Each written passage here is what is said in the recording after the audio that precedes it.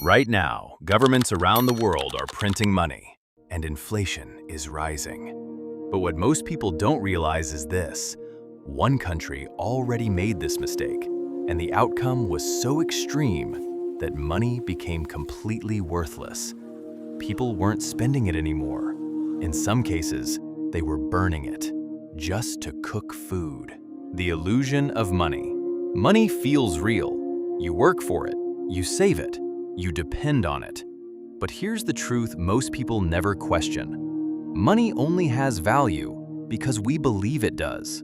It's not food, it's not energy, it's not survival. It's a system. And like every system, it can fail. In the early 2000s, a country in Africa started facing serious economic problems. Falling production, high unemployment, rising debt. That country was Zimbabwe. The government had a choice: cut spending or find a way to keep money flowing. They chose the easier path. They started printing more money. The short-term solution. At first, it worked. More money meant people could spend again, businesses could operate again. The economy looked like it was recovering, and that's the dangerous part. Because printing money doesn't fix the problem, it hides it. The real problem. An economy doesn't run on money, it runs on production. Goods, services, real value. If you increase money but don't increase production, you create imbalance. More money chasing the same things. That's where inflation begins. From inflation to chaos. At first, prices rose slowly, then faster, then uncontrollably. In Zimbabwe, inflation didn't stop at 10% or 20%. It went beyond anything most people can imagine. At its peak, inflation reached 79.6 billion%. Prices were doubling every few hours. Time became the enemy.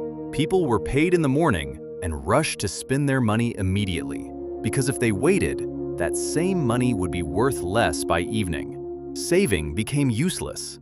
Planning became impossible. The future stopped existing. The death of currency. As inflation exploded, the currency itself started collapsing. The government printed notes with higher and higher values. Millions, billions, trillions. At one point, there was a $100 trillion note, and it still couldn't buy basic goods. Eventually, people stopped trusting the currency completely, and when trust disappears, money stops working.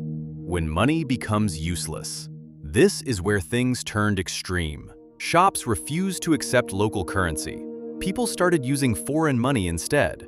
Barter systems came back, and in some cases, cash became so worthless that people used it as fuel, because it had more value burning than it did in the economy. What really happened? This wasn't random. It was a chain reaction. Too much money printing, too little real production, rising inflation, falling trust, currency collapse. Each step made the next one worse, and once it reached a certain point, it couldn't be controlled. The hidden mechanism. Here's what most people don't understand. Printing money doesn't create wealth, it redistributes value. When new money enters the system, it reduces the purchasing power of existing money. That's why inflation feels invisible. You're not losing money directly, but your money is losing value every single day. The pressure building. But now, the pressure is showing. Prices of food, housing, energy are rising across the world. In countries already under stress, inflation has reached extreme levels. Even in stable economies, cracks have started to appear. The real danger. The real danger isn't printing money, it's losing control. Because once people stop trusting money, everything else starts to break. Markets, banks, governments, the entire system depends on belief. Zimbabwe showed what happens when that belief collapses. And today, the system is still holding. But history has already proven one thing. Collapse doesn't begin when money is printed. It begins when people stop believing that money has value at all.